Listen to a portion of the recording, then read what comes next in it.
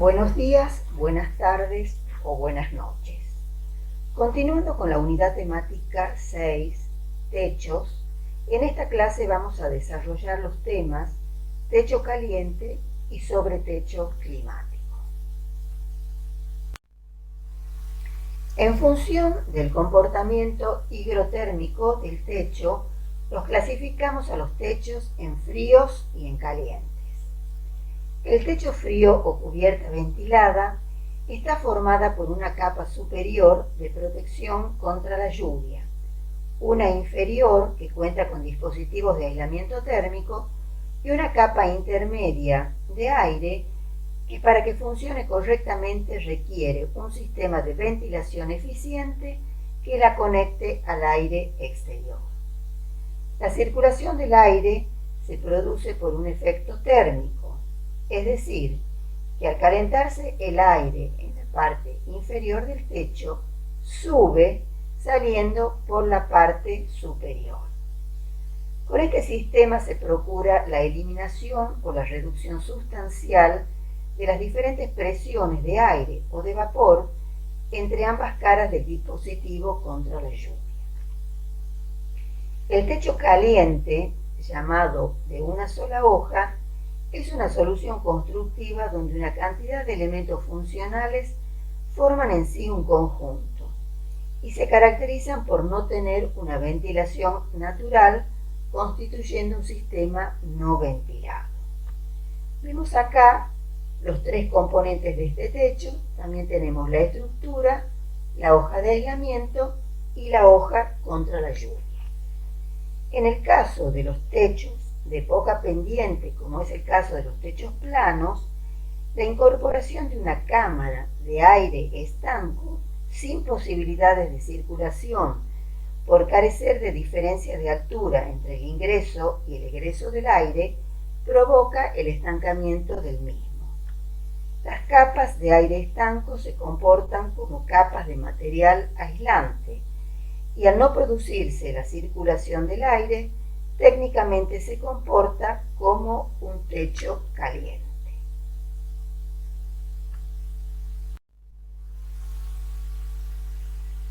De acuerdo a su estructura, se pueden clasificar en techos calientes y en techos calientes con sustrato ventilado.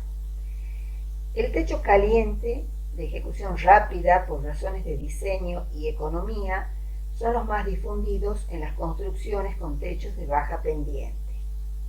Este tipo de techos, para eliminar la humedad atrapada en su estructura, solo dispone de la eventual permeabilidad al vapor del agua que puedan tener los materiales que lo integran.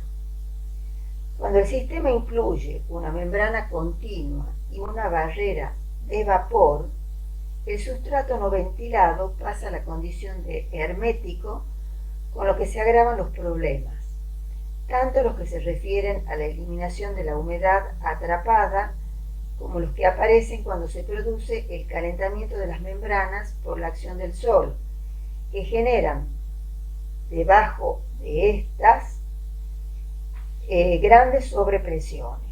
Por lo tanto, en términos generales, los techos calientes, si son herméticos, no son convenientes y pueden llegar a ser peligrosos. Los techos con sustrato ventilado, por la presencia inevitable de la humedad intersticial en estado de vapor o líquida, como consecuencia de su confinamiento por la celeridad constructiva, requiere establecer un sistema que funcione como evaporador de todo el exceso de presión que pudiera establecerse entre la barrera inferior y la barrera superior, equilibrándolo con el ambiente exterior. Encontramos dos soluciones que pueden emplearse dependiendo si el techo es accesible o inaccesible. El primer caso se llaman ruptores de vapor lineales y se los utiliza cuando el techo es accesible. Los ruptores de vapor puntual se utilizan en el caso de techos inaccesibles.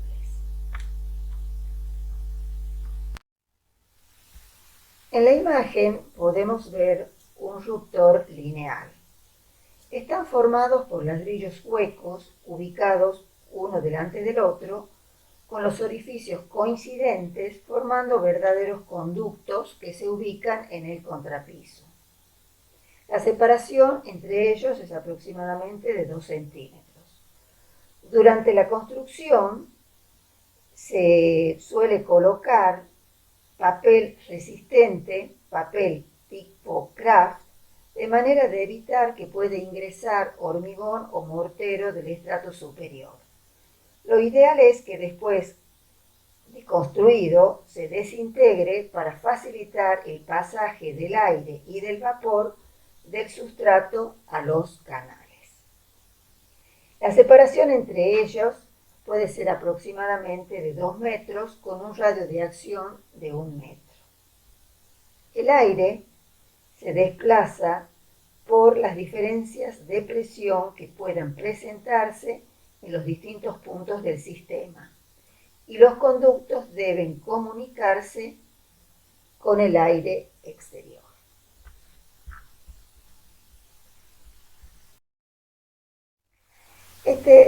Son imágenes que muestran parte del proceso constructivo.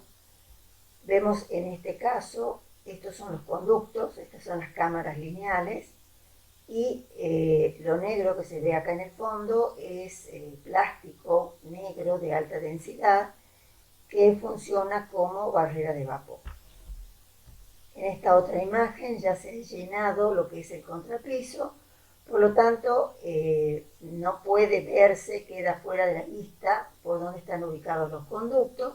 Sin embargo, estos elementos que están acá son conductos verticales y es la comunicación que ellos tienen con el exterior. Y en esta imagen ya podemos ver cómo sería la terminación de ese conducto vertical con la rejilla de ventilación.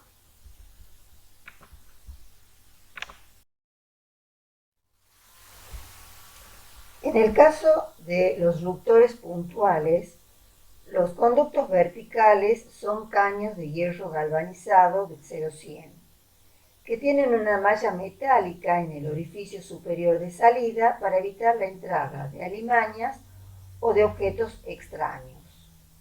Se colocan también sobre el contrapiso, donde se dispone de una cámara de descompresión constituida por grava suelta de 40 por 40 centímetros. Estos reductores tienen un radio de acción de 10 a 20 metros cuadrados aproximadamente.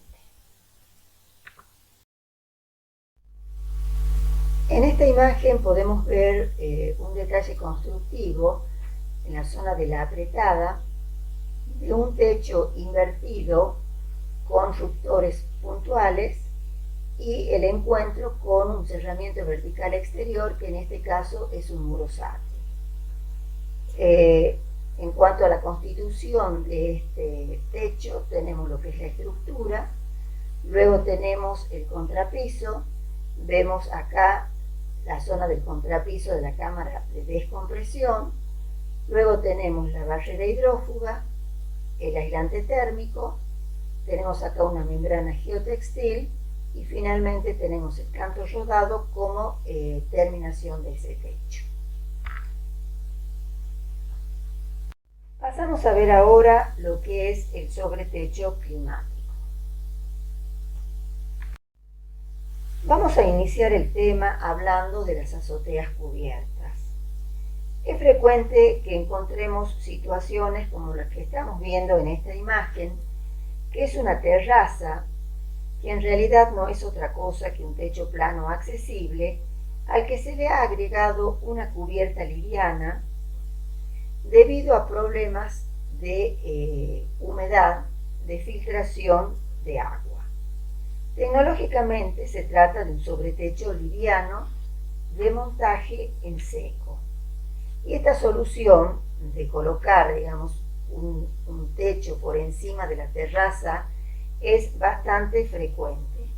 Sin embargo, no se considera la generación de humedad a partir del interior del edificio y de la propia estructura constructiva de la azotea. Ahora bien, nosotros sabemos que la presencia del sol causa la evaporación del agua y de la humedad contenida dentro de la estructura de estos techos, y que la membrana impermeable dificulta la despresurización, o sea, la difusión del vapor interior. La presencia de un aislante térmico que se ubique sobre la membrana impermeable disminuye el efecto del sol sobre el sustrato, por lo tanto reduce las posibilidades de formación de vapor en su interior. De esta manera, la ubicación de una pantalla horizontal sobre el techo caliente que le brinda sombra está mejorándolo térmicamente y disminuyendo el riesgo de generación de vapor de agua. Pero si esta pantalla se ubica muy elevada y sin aleros, como sucede en la mayoría de los casos, la protección no será muy eficiente porque por los laterales abiertos entra a ciertas horas del día el sol y cuando llueve entra la lluvia.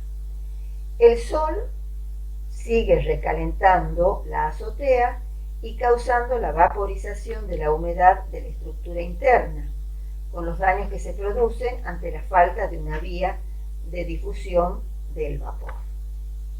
Estos techos se llaman techos de sombra.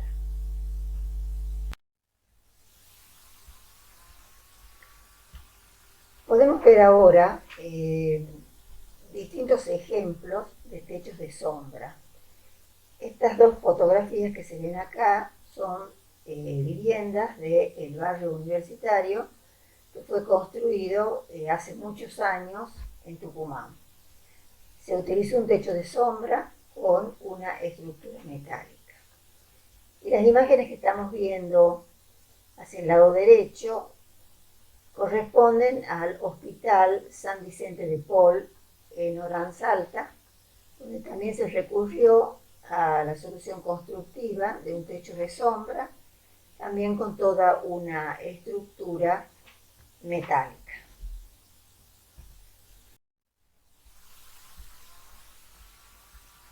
Para que el techo de sombra mejore en su funcionamiento, hubiera sido conveniente colocar, por un lado, un dispositivo de presurización del sustrato o retirar la membrana y cerrar los laterales para impedir el ingreso del agua, transformando el conjunto en un techo frío, que es el caso de lo que llamamos sobretecho climático.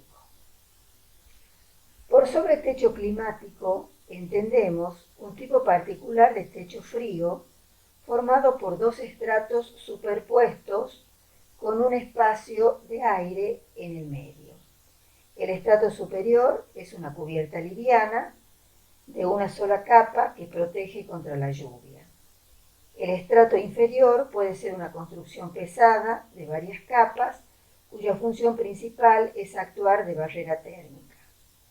El espacio intermedio o entretecho posee el perímetro libre.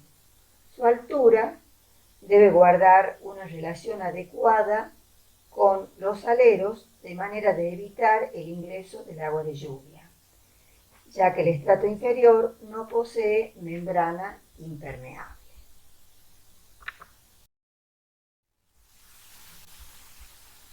Acá tenemos el ejemplo de una vivienda construida totalmente en madera con un sobretecho climático cuya estructura se resolvió en madera. Estas otras dos imágenes corresponden a unas escuelas realizadas en Tucumán, donde se utilizó un sobretecho climático sobre una estructura metálica. En relación entonces a las características de funcionamiento de un sobretecho climático y a las ventajas que trae aparejado su uso al comportarse como un techo frío, resulta una solución a considerar en nuestro medio, teniendo en cuenta las características del clima de Tucumán. Tenemos acá la bibliografía y con esto damos por terminado el tema.